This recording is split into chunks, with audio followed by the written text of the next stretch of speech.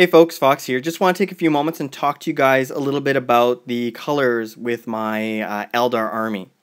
I used to play Ulthwee since the early 90s, and I always loved the fluff, and the colors were okay. The black and the yellow wasn't too bad. But then things started to change, and it went over to kind of the bone and the black.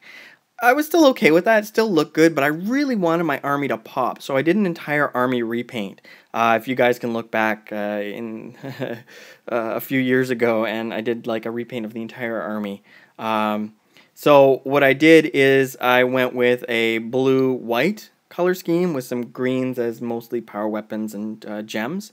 The whole idea behind it is these guys are still from Ulthwee, and their mission was to go off into the Eye Terror, and I'll do a whole fluff thing later on it, and bring back weapons and technology from before the fall.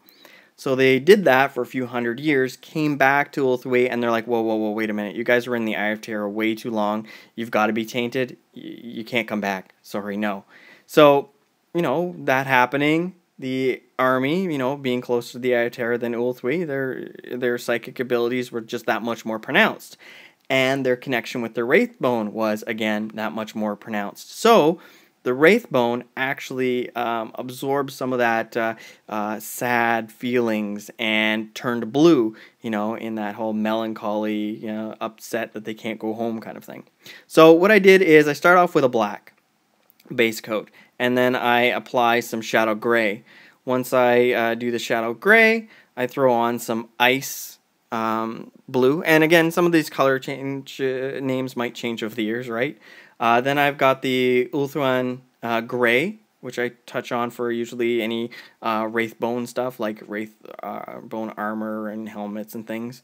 I also do the browns for the bases, and then I'll usually go over top with a white or something like that.